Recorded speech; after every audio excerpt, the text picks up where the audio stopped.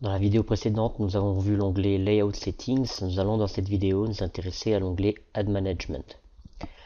L'onglet Ad Management, il est assez court, donc ça va être assez rapide comme vidéo. En fait, Ad en anglais, ça veut dire publicité. Donc en fait, ça vous permet de gérer l'affichage de publicité sur votre site. Et plus précisément, d'afficher des publicités, alors des bannières de publicité à des dimensions très précises de 468 pixels de large fois 60 pixels de haut, et de les afficher tout en bas de vos articles, juste avant les commentaires. Donc par exemple, si je reviens sur mon article là sur le thème Acacia, et bien tout en bas de mon article,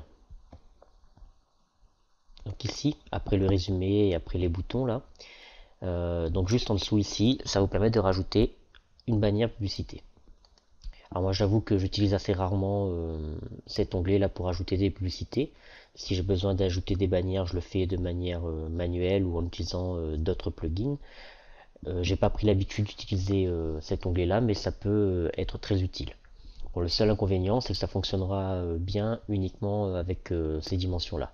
Donc il va falloir retailler vos bannières publicitaires à 468 pixels x 60 pixels pour pouvoir les utiliser de manière adéquate via le e-panel. Donc pour pouvoir le faire, il suffit ici de cliquer pour activer l'affichage des publicités. Dans ce champ-là, vous mettez l'image, donc la bannière.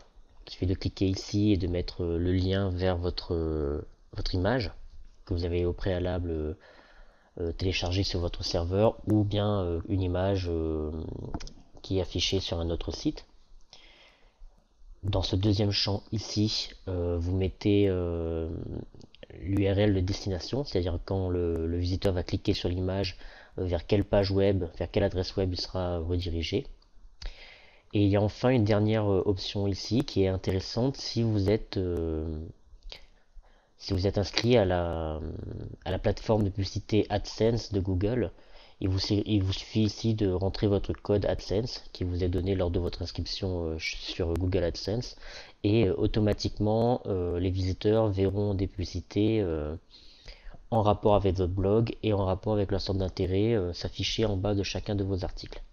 Donc si vous entrez votre code AdSense ici, ce n'est pas la peine de rentrer une image et une URL ici, vu que la, la plateforme Google AdSense s'occupera automatiquement de faire tourner, de faire une rotation de publicité sur votre site. Donc voilà pour l'onglet Ad Management qui a été très succinct. Je vous retrouve dans une prochaine vidéo pour l'onglet SEO. C'est encore un onglet que j'utilise très peu, mais je vais quand même vous présenter parce que ça peut être utile. À bientôt.